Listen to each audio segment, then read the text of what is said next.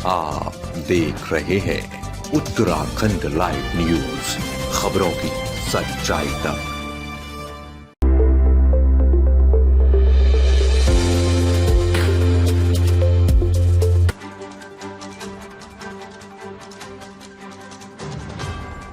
खबर राजधानी देहरादून से है। आपको बता दें कि उत्तराखंड लाइव न्यूज की टीम लगातार वार्डों में जाकर आपको चुनाव का प्रचार प्रसार दिखा रही है। वहीं आज उत्तराखंड लाइव न्यूज की संवाददाता अंजलि पासवान वार्ड 91 में पहुंची, जो कुछ ही पल में हमारे साथ लाइव जुड़ने वाली है। आपको बता दें कि वार्ड 91 चंद्रबनी से बीजेपी पार्षद प्रत्याशी सुमन बटोला है, जिनका चुनाव चिन्ह कमल का फूल है। आइए सीधा आपको ले चलते हैं वार्ड 91 चंद्रबनी में, जो हमारी संवाददाता अंजलि वहां मौजूद हैं।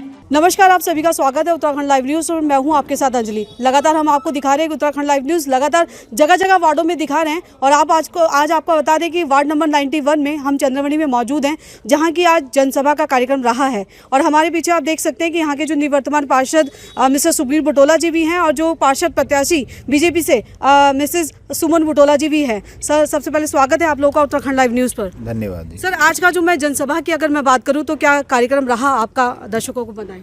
देखिए, आज हमारे जो मेयर पद के प्रत्याशी आदरणीय हमारे सौरभ थपलियाल जी, वो हमारे बीच में आए थे और माननीय विधायक सहदेव सिंह पुंडीर जी, जो सैंसपुर विधानसभा के विधायक हैं, उनके द्वारा यहाँ पर चुनाव अभियान की शुरुआत की गई। और चूँकि 100 वार्डों में उनको जाना है, उनके 2 कार्यक्रम यहाँ पर लगे थे। एक कार्यक्रम में उनके द्वारा प्रतिभाग किया गया और वो हमारे चोइला वाले कार्यक्रम में उपस्थित थे। बिल्कुल सर, मैं अगर सौगात की बात करूं, क्योंकि काफ़ी लंबे समय से चंद्रमणि के अंदर एक मुद्दा उठा हुआ है और लगातार आपके माध्यम से भी उस मुद्दे को उठाया गया है, तो आज शायद उस विषय पे भी यहाँ पर कुछ चर्चा हुई है, क्या कहेंगे? देखिए, जो आज भारतीय जनता पार्टी सरकार के द्वारा जो संकल्प पत्र जारी किया गया है अपने प्रदेश कार्यालय में, उसमें जो हमारा चंद्रबनी की मूल समस्या है, धारा 4 के लोगों में बसे हुए लोगों को मालिकाना हक देने के लिए, उसमें उस संकल्प पत्र को सरकार ने अपने संकल्प पत्र में रखा है। और हमारे लिए, चंद्रबनी की जनता के लिए बहुत ही हर्ष का विषय है कि इस मुद्दे को जो हमारे द्वारा निरंतर अपने 5 वर्षों के दौरान उठाया गया, उस मुद्दे को अपने घोषणा पत्र में सम्मिलित किया गया, जिससे हमें चंद्रबनी की जनता को विश्वास जागा है कि जल्द ही हमारे चंद्रबनी के लोगों को मालिकाना हक मिल सकेगा। बिल्कुल, हमारे बीच में मिसेस सुमन बटोला जी हैं, जो कि बीजेपी से प्रत्याशी हैं वार्ड नंबर 91 से। मैडम, आज का जो कार्यक्रम रहा है, कौन कौन इसमें विशेष अतिथि के रूप में रहे हैं? सबसे पहले तो धन्यवाद आपका। मैम, इसमें विशेष मुख्य अतिथि के रूप में हमारे मेयर साहब सौरभ थपलियाल जी रहे, श्रीमान सहदेव सिंह पुंडीर जी रहे, जिलाध्यक्ष मित्ता सिंह जी रहे, पूर्व जिलाध्यक्ष ओम राघव जी, मंजू नेगी जी प्रदेश से कार्यकारिणी से, और रामपाल राठौर जी, अन्य जो बीजेपी के कार्यकर्ता हैं और मेरे सम्मानित जो जनता है 91 की, वो सभी इसमें सम्मिलित हुई। मैं बिल्कुल, आज जो जनसभा रही है उसको देखते हुए क्या कहेंगे? आगे आपकी जीत की अगर हम बात करते हैं तो क्या नज़र आ रहा है आपको जनता का रुझान देखकर? जनता का रुझान तो बहुत अच्छा है। जनता का रुझान, क्योंकि मैं जैसे डोर टू डोर जनता से संपर्क करें तो मुझे उनका बहुत प्यार, आशीर्वाद, सहयोग मिल रहा है। जो आज ये जन रैली बहुत बड़ी जनसमूह में सब मेरे 91 वार्ड के जनता आ रखी थे, तो जो आज इन्होंने जो खुशखबरी अभी बताया भाई बटोला जी ने कि ये संकल्प पत्र में जो ये मालिकाना हक की जो बात कही गई है, तो इससे बड़े, जो मैंने अक्सर कह रही हूँ कि जब आगाज़ अच्छा होगा तो अंजाम अच्छा होगा। आगाज़ बहुत अच्छा रहा हो गया हमारा कि सबसे बड़ा मालिकाना हक का जो मुद्दा था वो विषय सबसे आगे फ्रंट में आ गया अभी।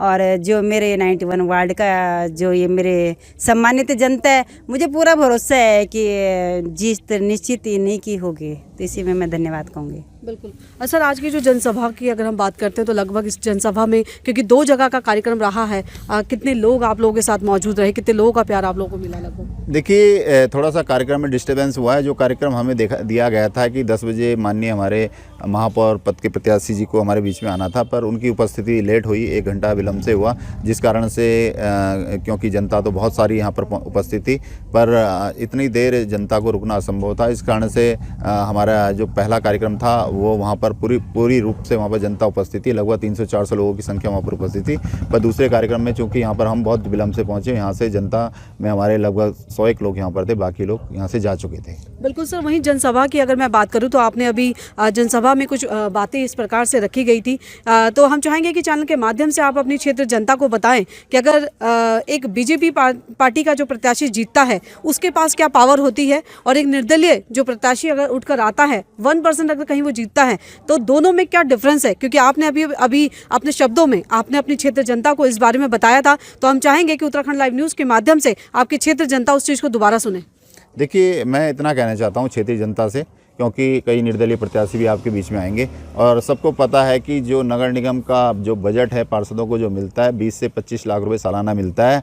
मैं ये कहना चाहता हूँ कि निर्दलीय प्रत्याशी को वही बजट आपको मिलना है, क्योंकि उसमें 25 लाख रुपए में अगर आपको मिलते हैं तो उसमें आप किसी क्षेत्र की एक गली का निर्माण भी नहीं कर सकते। जबकि जो भारतीय जनता पार्टी का प्रत्याशी जीत के आया, क्योंकि यहाँ पर जो विधायक हैं वो माननीय सहदेव सिंह पुंडी जी भारतीय जनता पार्टी के हैं। इसके अलावा हमारी जो सांसद हैं वो हमारी भारतीय जनता पार्टी की, सरकार भारतीय जनता पार्टी की है, और जो मेयर भारतीय जनता पार्टी का यहाँ पर बनने जा रहा है, तो यहाँ पर जो ट्रिपल इंजन चौथा इंजन भी यहाँ पर तैयार है। मैं इतना कहना चाहता हूँ कि यहाँ पर बजट की कोई कमी नहीं है और पार्षद, मेयर, विधायक और हमारे सांसद मिलकर बहुत उन्नति के रास्ते पर चंद्रबनी वार्ड को लेकर जाएंगे।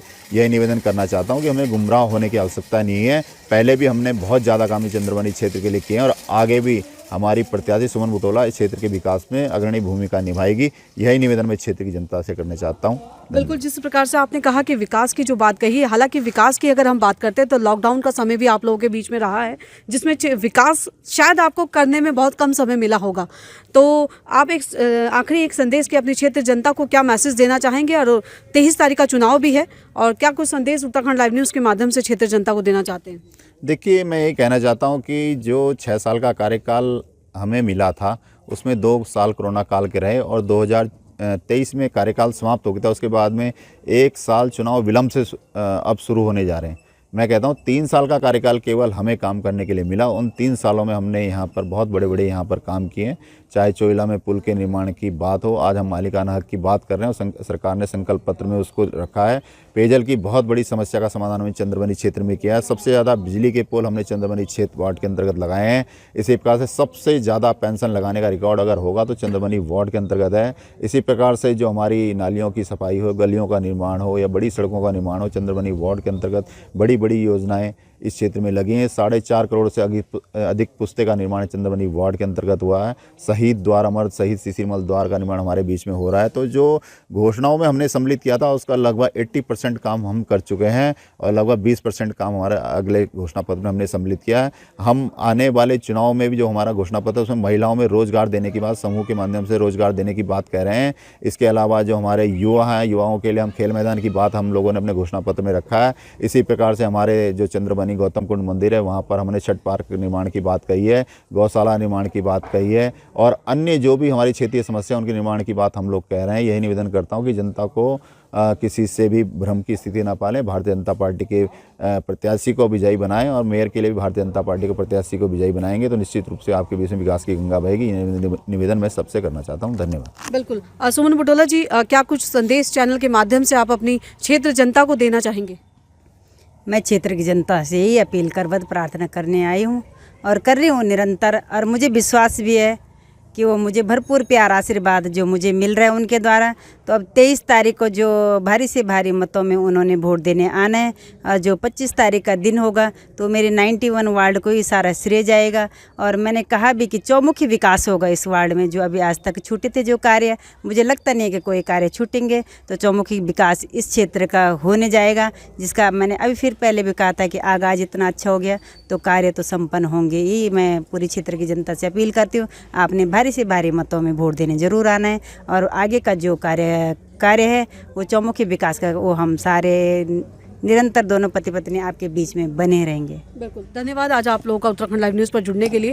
और आपने देखा कि किस प्रकार से हम वार्ड नंबर 91 चंद्रवनी के अंदर पहुंचे थे और जनसभा का कार्यक्रम रहा है और किस मुद्दे पर यहाँ पर सबसे बड़ी चर्चा रही है कि मालिकाना हक की अगर हम बात करते हैं तो वो भी अब जनता को बहुत जल्दी ही उसका समाधान बहुत जल्दी लोगों को मिलने वाला है, बहुत जल्दी ही लोगों को मालिकाना हक भी मिलेगा। अगर बीजेपी, जिस प्रकार से बुटोला जी ने कहा कि बीजेपी पार्टी अगर आती है, सत्ता में है, ट्रिपल क्या चौबल इंजन की अगर सरकार यहाँ पर बन जाती है तो जनता इस चीज़ का पूरा भरपूर लाभ ले सकेगी। आपने वार्ड 91 की सीधी तस्वीरें देखी, वहीं आपको अगली खबर में हमारी संवाददाता जनता का भी रुझान दिखाएंगी। अभी के लिए इतना ही काफी। उत्तराखंड लाइव न्यूज के लिए देहरादून से संवाददाता अंजलि पासवान की खास खबर।